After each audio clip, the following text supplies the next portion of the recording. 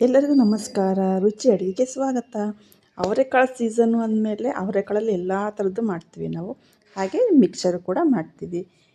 ಅವರೆಕಾಳು ಮಿಕ್ಸರನ್ನು ನಾನು ಹೇಗೆ ನಮ್ಮನೇಲಿ ಮಾಡ್ತೀನಿ ಅಂತ ನಿಮಗೆ ತೋರಿಸ್ಕೊಡ್ತೀನಿ. ಈಸಿಯಾಗಿರುತ್ತೆ, ಬೇಗನೆ ಮಾಡ್ಕೊಬೋದು. ಬನ್ನಿ ಶುರು ಮಾಡೋಣ. ಹಾಗಿದ್ರೆ ಫಸ್ಟು ಅವರೆಕಾಳನ್ನ ನೆನೆಸಿ ಇದಕ್ಕೆ ಇಟ್ಕೊಳ್ಬೇಕು. ಒಂದು ಬೌಲ್ ತೊಗೊಂಡಿದ್ದೀನಿ ನಾನು. ನೆಕ್ಸ್ಟ್ ಕಡಲೆ ಬೀಜ ತೊಗೊಂಡಿದ್ದೀನಿ. ಅವರೆಕಾಳಕ್ಕಿಂತ ಕಮ್ಮಿ ತೊಗೊಳ್ಬೇಕು. ಇದನ್ನು ಸಣ್ಣದಾಗೆ ಹೆಚ್ಚಿರೋ ಒಣ ಕೊಬ್ಬರಿ, ಮೀಡಿಯಮ್ ಅವಲಕ್ಕಿ, ಇದು 3 ಸ್ಪೂನ್ ಆಗೋಷ್ಟು ಕಡಲೆ ತೊಗೊಂಡಿದ್ದೀನಿ.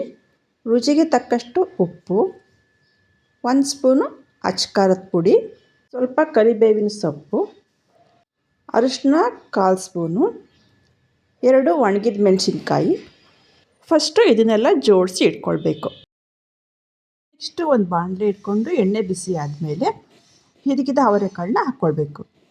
ಸ್ಟವ್ ಮೀಡಿಯಮ್ ಫ್ಲೇಮಲ್ಲಿ ಇಟ್ಕೊಂಡು ಇದನ್ನು ಚೆನ್ನಾಗಿ ಫ್ರೈ ಮಾಡ್ಕೊಳ್ಬೇಕು. ಹಿದಕಿದ ಅವರೆಕಾಳನ್ನ ಹಿದಕಿದ ತಕ್ಷಣ ಎಣ್ಣೆಯಲ್ಲಿ ಹಾಕೋದು ಬೇಡ. ಸ್ವಲ್ಪ ಗಾಳಿಗೆ ಹಾರಾಕಿ ಸ್ವಲ್ಪ ಡ್ರೈ ಆದಮೇಲೆ ನೀವು ಕರೆದ್ರೆ ಚೆನ್ನಾಗಿ ಬರುತ್ತೆ. ಅದು ಅವರೆಕಾಳು ಫ್ರೈ ಆಗೋದಕ್ಕೆ ಸ್ವಲ್ಪ ಟೈಮ್ ತಗೊಳುತ್ತೆ. ನೋಡಿ, ಇದು ಚೆನ್ನಾಗಿ ಫ್ರೈ ಆಗ್ತಾ ಬರ್ತಾ ಇದೆ. ಇವಾಗ ಇದನ್ನೆಲ್ಲ ತೆಗೆದುಬಿಡೋಣ. ಚೆನ್ನಾಗಿ ಫ್ರೈ ಆಗಿದೆ ಅವರೆಕಾಳು. ನೆಕ್ಸ್ಟು ಶೇಂಗಾ ಬೀಜ ಹಾಕ್ಕೊಂಬಿಟ್ಟು ಚೆನ್ನಾಗಿ ಫ್ರೈ ಮಾಡ್ಕೊಳ್ಳೋಣ. ಬ್ರೌನ್ ಆಗಬೇಕು, ಅಲ್ಲಿವರೆಗೂ ಫ್ರೈ ಮಾಡ್ಕೊಳ್ಳೋಣ. ನೋಡಿ, ಇದನ್ನು ಚೆನ್ನಾಗಿ ಫ್ರೈ ಆಗಿದೆ.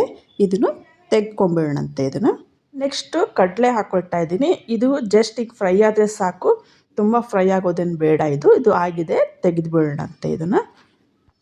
ನೆಕ್ಸ್ಟು ಒಣ ಕೊಬ್ಬರಿ ಹಾಕ್ಕೊಂಡಿದ್ದೀನಿ. ನಾನು ಸಣ್ಣದಾಗಿ ಹೆಚ್ಕೊಂಡಿದ್ದೀನಿ. ನೀವು ಉದ್ದುದ್ದಕ್ಕೆ ಬೇಕಾದ್ರೆ ಹೆಚ್ಕೊಳ್ಬೋದು. ಇದು ಸಾಕು, ಇಷ್ಟೇ ಫ್ರೈ ಆದರೆ.